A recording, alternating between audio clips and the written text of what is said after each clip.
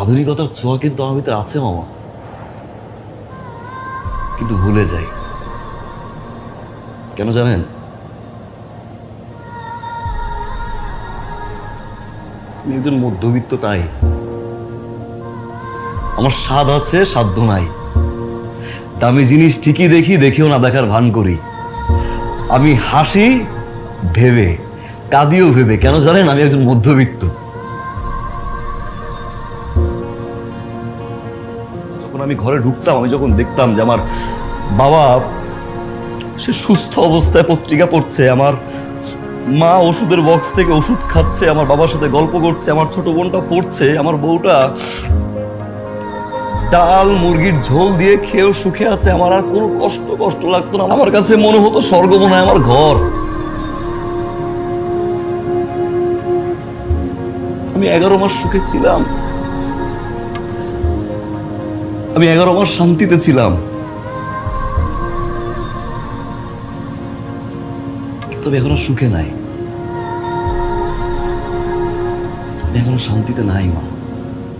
এত কষ্ট করে অফিস করে বাসায় যখন আসি, আসার পরে শার্টের বুতাম খোলার আগে আপনার মেয়েকে আমার হিসাব দিতে হয়। আমার 35,000 টাকা কোথায় যায়? অঙ্কটা না আমি খুব ভালো করে এখন বুঝি। 35,000 টাকা থেকে 35 পয়সা কোথায় খরচ হচ্ছে আমার হিসাব করতে হয়।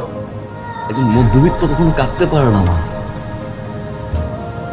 কারণ তার কান্না শোনার জন্য কেউ থাকে না। আমি কাঁদতে ভুলে গেছি মা, কাঁদতে ভুলে গেছি। আপনার মেয়েকে আমি দামি পোশাক দিতে পারি নাই, সুখে রাখতে পারি নাই, কিন্তু মা ভালোবাসতে পেরেছিলাম যেটা আপনার মেয়ে চেয়েছিল আমার কাছ থেকে। আমার যে কয়দিন পর্যন্ত এই নিঃশ্বাস আছে,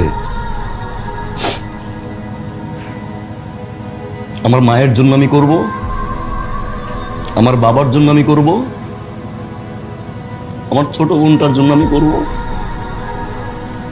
এতে যদি আমার কষ্ট হয়, আমার যদি রক্ত বিক্রি করতে হয়, যদি আমাকে কেউ ছেড়ে চলেও যায়, আমার কোনো আপত্তি নেই।